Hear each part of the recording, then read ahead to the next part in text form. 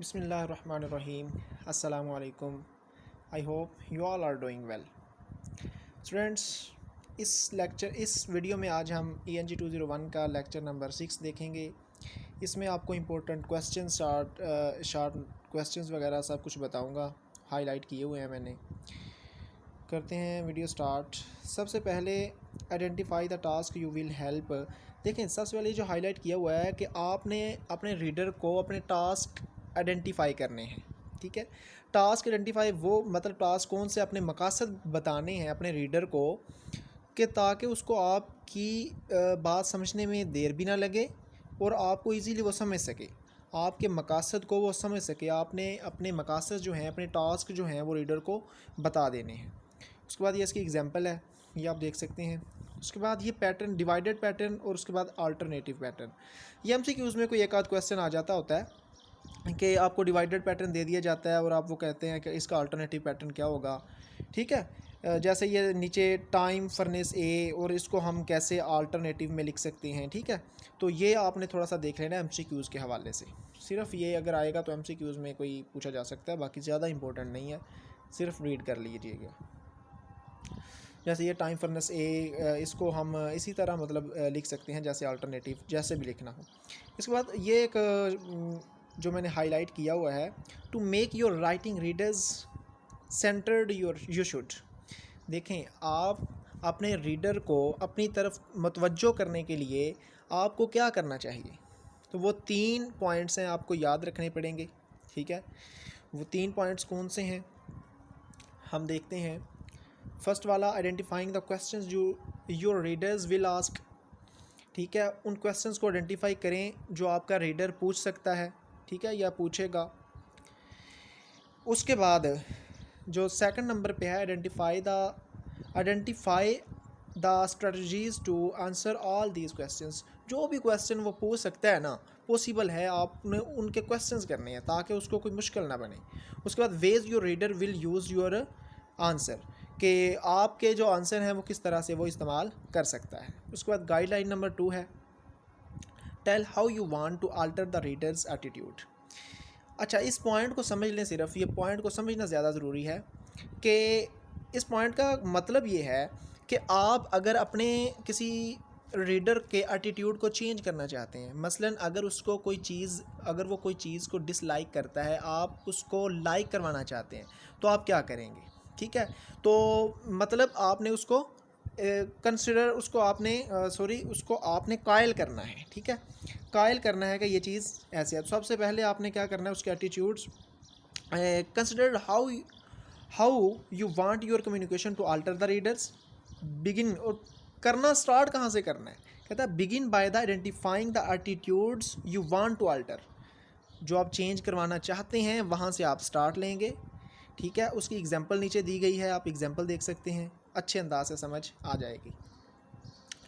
अच्छा, इसके बाद ये इंपॉर्टेंट नहीं है, इसके बाद ये गाइडलाइन 3 है। गाइडलाइन 3 में ये बड़ा इंपॉर्टेंट क्वेश्चन है, मैं आपको बता दूं। इस लेक्चर में हम जो है ना, इसकी रीडर्स की टाइप्स पढ़ेंगे। एक रोल के लिहाज से कि कितने रोल हो सकते हैं, वो टाइप्स हैं, 3 टाइप्स हैं। इसके आगे टाइम के लिहाज से हैं, वो भी मैं आपको बताऊंगा। ये बड़ी इंपॉर्टेंट है दोनों। ठीक है, ये क्वेश्चन इंपॉर्टेंट है और एग्ज़ाम में आ जाता होता है। तो 3 टाइप्स हैं रोल के लिहाज से रीडर की। ठीक है, यानी कि किस किस रोल के साथ रीडर जो है वो काम कर सकता है। तो 3 टाइप्स कौन कौन सी हैं। सबसे जो पहली इसकी टाइप है वो है डिसीजन मेकर। ठीक है, रोल्स के लिहाज से जो 3 टाइप्स हैं उनमें से सबसे पहली जो टाइप है वो डिसीजन मेकर्स है। डिसीजन मेकर देखें, आपको नाम से ज़ाहिर है डिसीजन मेकर क्या हो सकता है, कि जो डिसीजन को मेक करता है, डिसीजन बनाता है। ठीक है, डिसीजन मेकर, फिर एडवाइज़र और इम्प्लीमेंटर्स। इनको वन बाय वन नीचे देख लेते हैं। डिसीजन मेकर क्या होता है, जैसे कि मैंने ऊपर भी आपको बताया कि डिसीजन मेकर क्या करता है, कि decision makers role is to say how to organisation. ठीक है, ऑर्गेनाइजेशन को कैसे ऑर्गेनाइज करना है, और कैसे कोई डिसीजन को बनाना है, कोई फ़ैसला करना है तो कैसे करना है, ठीक है, ये डिसीजन मेकर का काम है। एडवाइज़र का क्या काम है? एडवाइज़र नाम से ही ज़ाहिर है, एडवाइस करता है और इंफॉर्मेशन प्रोवाइड करता है, किसको? फॉर द डिसीजन मेकर्स को ये प्रोवाइड करता है इंफॉर्मेशन, ठीक है। इम्प्लीमेंटर्स, ये भी नाम से ज़ाहिर है, इम्प्लीमेंटर्स ये जो भी इंफॉर्मेशन मुहैया की गई होती है उसको ये इम्प्लीमेंट कर देता है, ठीक है। Implements carry out the decisions that have been made, ठीक है, जो बनाई गई है डिसीजंस उनको हमने इम्प्लीमेंट कर देना होता है। अच्छा जी, तो ये 3 टाइप्स थी, बड़ी इंपॉर्टेंट टाइप्स थी, ये आपने अच्छे अंदाज से इसको याद कर लेना है। और इसके बाद दूसरी जो टाइप्स हैं वो भी हम नीचे डिस्कस करेंगे। इसके बाद आ जाता है जी फेमिलियर विद द टॉपिक। ये पॉइंट बड़ा इंपॉर्टेंट है समझने के लिए कि फेमिलियर विद द टॉपिक का क्या, फेमिलियर का मतलब होता है वाकफियत, कि जो आप टॉपिक बयान करना चाह रहे हैं, ठीक है। अच्छा एक मिनट ज़रा जी, तो फेमिलियर विद द टॉपिक्स, जो आप टॉपिक बयान करना चाह रहे हैं आपको उससे मुकम्मल वाकफियत होनी चाहिए, उस पर ग्रिप होनी चाहिए। जैसे मैं आपको एक टॉपिक समझा रहा हूँ तो मुझे ये टॉपिक आएगा तो मैं आपको समझाऊंगा ना, ठीक है। तो ये यानी कि मेरी वाकफियत होनी चाहिए उस टॉपिक से, तो ये मैंने हाईलाइट भी किया हुआ है, तो यही चीज़ है।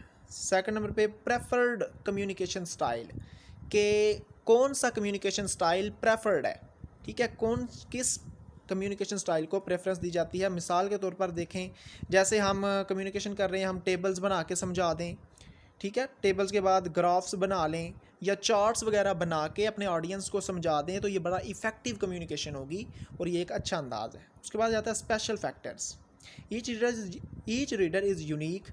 अच्छा देखें, स्पेशल फैक्टर्स क्या है कि अगर आप लिख रहे हैं तो मे बी कि आपके जो रीडर्स हैं वो किस किस किस्म के हो सकते हैं, यूनिक हो सकते हैं, उनका माइंडसेट अलग हो सकता है सबसे, तो आपने इसके बारे टेंशन नहीं लेनी, बल्कि आपने जो एक स्पेशल रीडर करैक्टरिस्टिक्स को मद्देनज़र रखते हुए आपने क्या करना है कि वो अपनी कम्युनिकेशन प्रिपेयर कर लेनी है, ठीक है। तो ये स्पेशल फैक्टर्स था इसका। इसमें अब ये रीडर्स की जो टाइप्स आ गई हैं, वो 3 टाइप्स जो मैंने आपको बताई थी कि टाइम के लिहाज से ये 3 टाइप्स हैं अब, ठीक है। तो सबसे पहले आ जाता है फैंटम रीडर, ठीक है। ये 3 टाइप्स बहुत इंपॉर्टेंट है, ठीक है, लास्ट टाइम भी ये मिड टर्म में आ गई थी, एमसीक्यूज़ भी इससे बन सकता है। फैंटम रीडर फर्स्ट वाली टाइप है इसकी, रीडर्स की, ये टाइम के लिहाज से टाइप्स हैं, ठीक है। फ्यूचर रीडर और complex reader, one by one देखते हैं। फैंटम रीडर क्या होता है जी, देखें, फैंटम रीडर वो होता है जो most important readers may be hidden from you, जो आपसे छुपाया जाता है।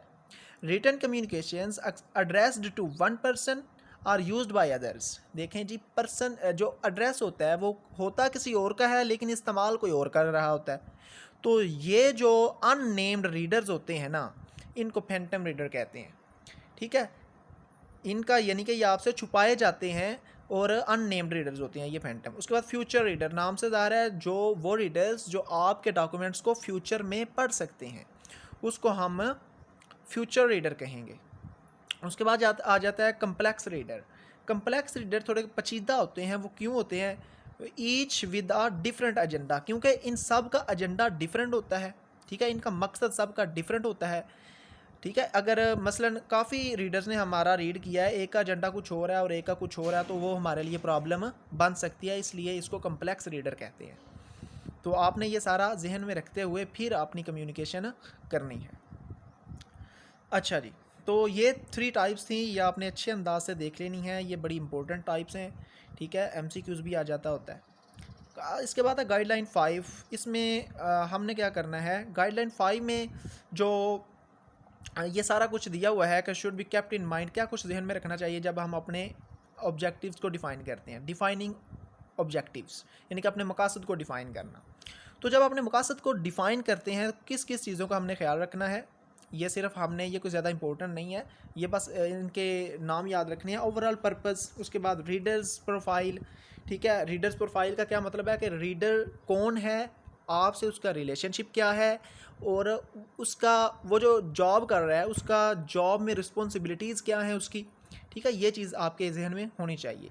उसके बाद सी वाला है रीडर्स इंफॉर्मेशन नीड्स, कि जो रीडर्स को आपकी इन्फॉर्मेशन की ज़रूरत है आप वो प्रोवाइड करें। Readers use of the information provided, जो आपने इंफॉर्मेशन प्रोवाइड की है उसका इस्तेमाल कैसे करेगा। रीडर्स एटीट्यूड, रीडर्स का आपके कम्युनिकेशन की तरफ एटीट्यूड क्या है। ठीक है, इसके बाद ये नीचे सारे जो टॉपिक हैं ये कोई MCQs कोई एक आध आ जाए तो आ जाए, नहीं तो ये इम्पोर्टेंट नहीं है ये, बल्कि ना उन्होंने एक वर्कशीट दे दी है जो ऊपर हमने डिस्कशन की है ना, उसी का ये समझ लें कि एक वर्कशीट बना के दे दिया कि आप पढ़ के समझ लें। उसके बाद है स्टाइल गाइडलाइंस। जी, तो स्टाइल यानी कि हमारा स्टाइल क्या होना चाहिए। ठीक है, जब हम कोई चीज़ कम्युनिकेट लिख रहे होते हैं कुछ चीज़, देखें सबसे पहले पेज फॉर्मेट, टाइटल पेज हो, उसमें सैम्पल पेज हो, हेडर और फूटर भी हमने इस्तेमाल करना है। ठीक है, उसके बाद नंबरिंग सिस्टम, यानी कि हमने नंबरिंग भी लिखनी है। ठीक है, ये नंबर 1, नंबर 2, नंबर 3।